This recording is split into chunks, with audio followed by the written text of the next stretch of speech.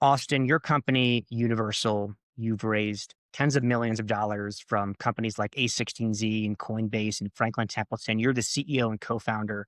Your company originally was an index token that gave users broad exposure to crypto markets, removing the need for picking individual coins. In a world where active trading often dominates headlines, what do you see as the role and importance of passive index-based crypto investment products? And how do they contribute to the long-term health or the stability of the industry? Yeah, it's a great question. So, first you alluded to our first product that was really designed to give you broad-based exposure to the entire category. And practically speaking, when we launched, it didn't really work. End users didn't want passive exposure. It certainly worked insofar as the dynamic around its returns outperforming most people trading. But broadly speaking, I think the industry that was still, trading on chain wanted to take very opinionated and directional bets. And so they wanted to actively trade, whether that was good for their returns or not.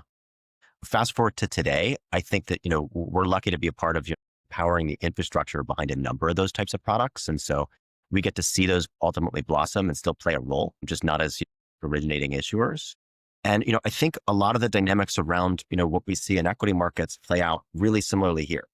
Maybe even kind of on steroids, where people just tend to think that they can outperform by, buying individual assets, and they get emotionally tied to them and tend to overtrade. I think that dynamic is probably even stronger in crypto. And so I think it's really helpful to have the optionality to have products where you can just buy and hold. And, we had we had a saying back then called, do nothing. And, I think that the investment philosophy is, what tends to work best.